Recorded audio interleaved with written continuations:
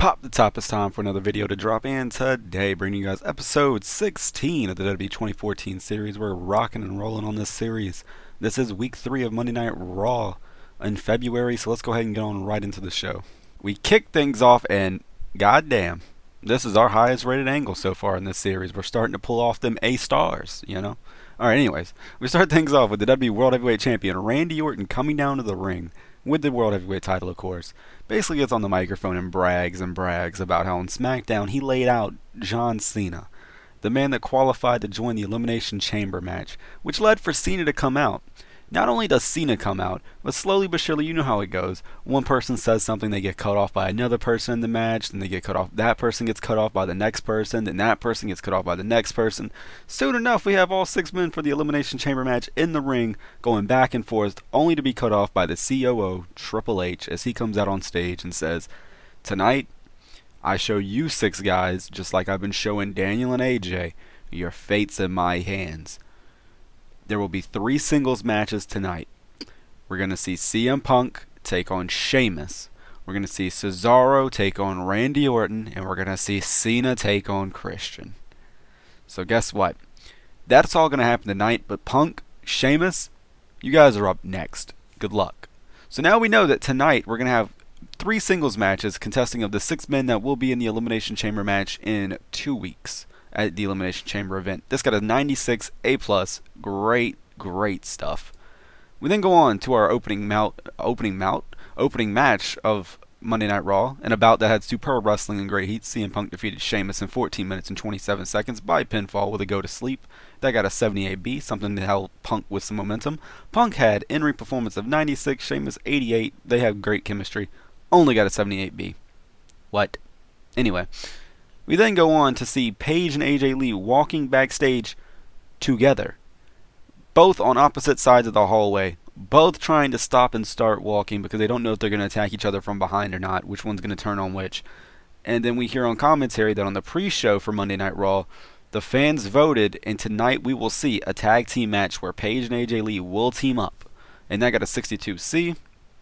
However, before that could happen, we go backstage and we see Cesaro, Jack Swagger, and Zeb Coulter standing by with Renee Young. The Real Americans are with Renee Young, and Zeb Coulter gets asked a question by Renee Young about how does he feel that Antonio Cesaro, one of his Real Americans, has a shot at winning the WWE World Heavyweight title. And Coulter basically just goes along the lines of, it's going to be a great day for not only me, but for United States of America whenever the world champion is truly a real American. And then Renee goes to ask Cesaro a question. However, Coulter cuts her off and answers it for Cesaro, which Cesaro just kind of cocks an eyebrow and says, whoa, no, that was to me.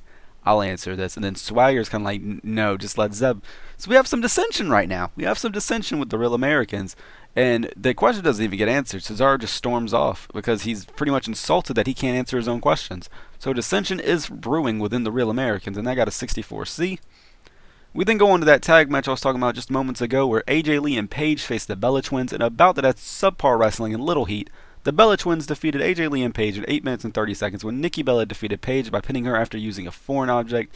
It was not a foreign object, it was an elbow. However, it came after AJ Lee hopped off the apron and started walking up the ramp. So Paige turns right into an elbow and gets dropped, losing because AJ Lee, the women's champion, does not want to help Paige. And that got a 48D+. After the match, though, AJ Lee comes back into the ring after the Bella Twins leave. AJ Lee with the women's title, of course, and basically just says, "You don't know anything you think you know about me." It's the similar promos that she's been cutting over the past couple weeks, and it finally ends with Paige basically getting what she's wanted, even though she's knocked out. AJ Lee says, "At Elimination Chamber, I will face you, and I will beat you. You have an official match. You have an official chance. If you can beat me, make yourself a superstar. If you can't, which you won't, you're going to wish you just stayed down at NXT. And you're going to wish you stayed down with that women's championship because you'll never be a woman like me." And I got a 61C. Not bad. We then go on to, after a commercial break, Lana and Alexander Rusev make their way down to the ring. Lana basically doing the same thing she said last week, where tonight we will witness the super athlete, the Bulgarian brute, Alexander Rusev, in action, and that we should all be thankful. And shut up. You know, her typical Lana heel promos. And I got a 67 C+. And then, in about that terrible wrestling and non-existent crowd heat, Alexander Rusev defeated Jimmy Rave in 2 minutes and 3 seconds by submission. Jimmy Rave, of course, being the local talent for this week. That got a 42D. I mean, really can't ask for much from Rusev, considering he is not that high in overness at the moment. But, you know, he gets a win. The monster gets a win. We then go on to the top of the hour, where Daniel Bryan comes down to the ring with a microphone in hand, calls out AJ Styles. Styles comes down to the ring. Bryan then basically goes, listen, man, SmackDown, I didn't mean for you to get hit with the steel chair. I really didn't. And then Styles just cuts him off and goes, whoa. It's alright. I saw the footage. I know what happened. It's fine. You don't need to apologize. Because at Elimination Chamber, we're going to go one-on-one. And at Elimination Chamber, I'm going to show that I can beat you. I'm going to show that my win at the Royal Rumble wasn't a fluke because you weren't in it. But don't apologize. Don't apologize. It's fine. It's perfectly... And then as he says perfectly, Triple H's music hits. Triple H comes on stage and says, whoa. Did you just say it's perfectly fine? I don't think so. In fact, you say that you're going to face off at Elimination Chamber, and sure, you can face off at Elimination Chamber for that WrestleMania main event spot. That's perfectly fine. You've already earned that. But tonight, I can still put you in action because I control your fate. So tonight, we're going to have Daniel Bryan one-on-one in action, and AJ Styles right after that, one-on-one in action. But you know what? Actually, let's switch that up. One of those matches is up next. And that got a 92A. Good stuff. And one of those matches is up next, because in about that great wrestling and decent reaction from the crowd, AJ Styles defeated Jack Swagger in 12 minutes 15 seconds by pinfall with a Styles Clash, earning the match an 80B. Good stuff from AJ Styles. Good stuff. After that, we have Daniel Bryan get up from commentary, because he was on commentary for Styles' match. They basically switch places as Styles joins the commentary team for the upcoming match, and Bryan gets in the ring ready to compete. That got a 74B-. Bryan then takes on Damien Sandow, in a bout that had superb wrestling and good heat. Daniel Bryan defeated Damien Sandow in 14 minutes and 15 seconds by submission with a no-lock, and that got an 80B. So, you know, AJ Styles and Daniel Bryan showing their neck and neck in the ratings.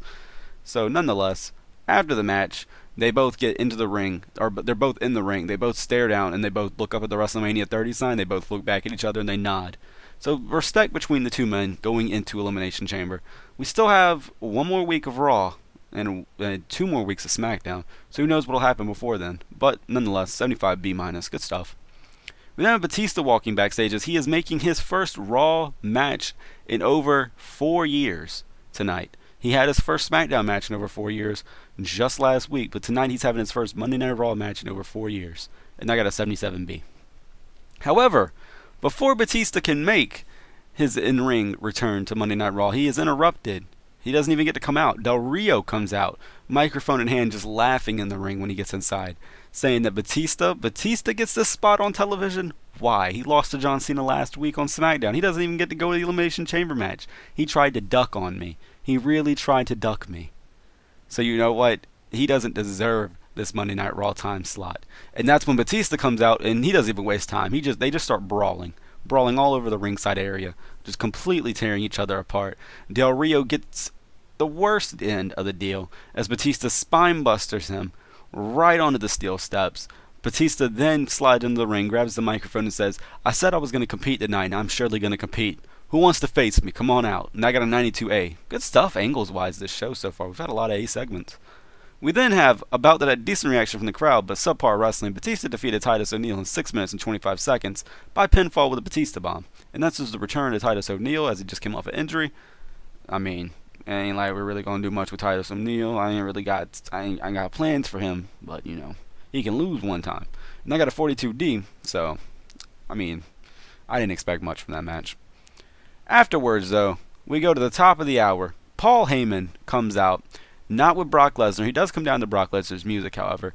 He enters the ring, and then he goes on a tangent, saying that in 2 weeks at the Elimination Chamber pay-per-view, we will all find out who Brock Lesnar has chosen. And that's right, he has chosen already who he will face at WrestleMania 30.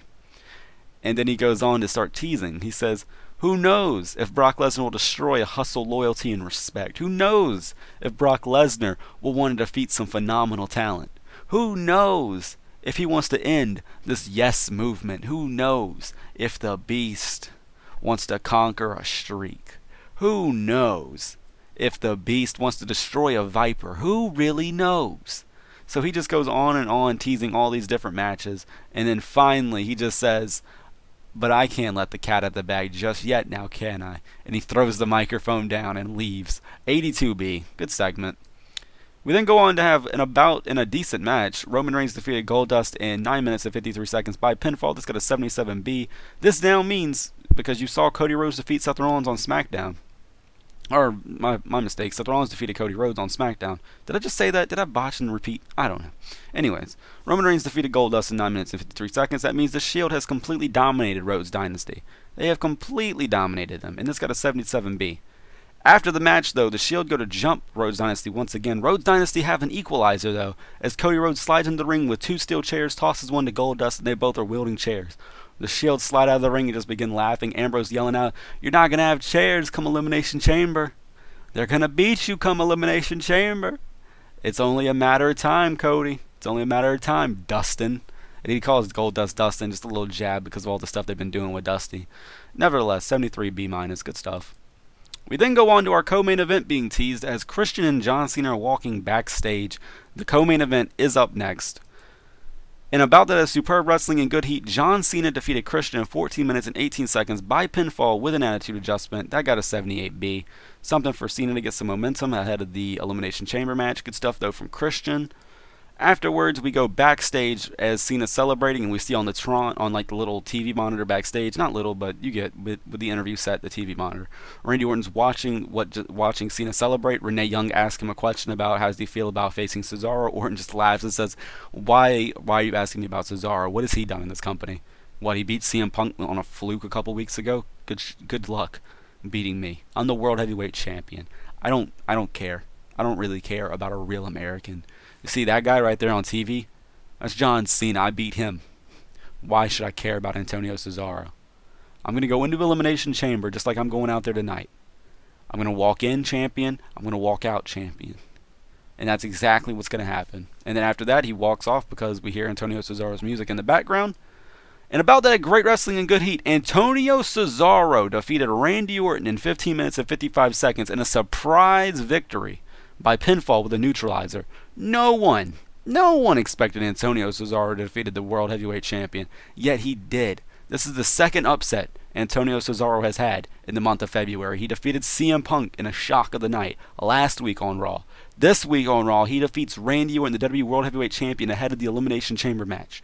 Antonio Cesaro may have been a dark horse at the start of this month for this Elimination Chamber match, but I'll tell you what, right now, he might be one of the favorites to win. And I got a 79B. Good stuff. Afterwards, though, Randy Orton could not stand that he just lost. So after a few moments of selling, he rises to his feet barely. Cesaro is celebrating. He is extremely happy. Turns right into an RKO. And that right there, that RKO is what sets the floodgates. Cena comes running down the ramp, slides in the ring.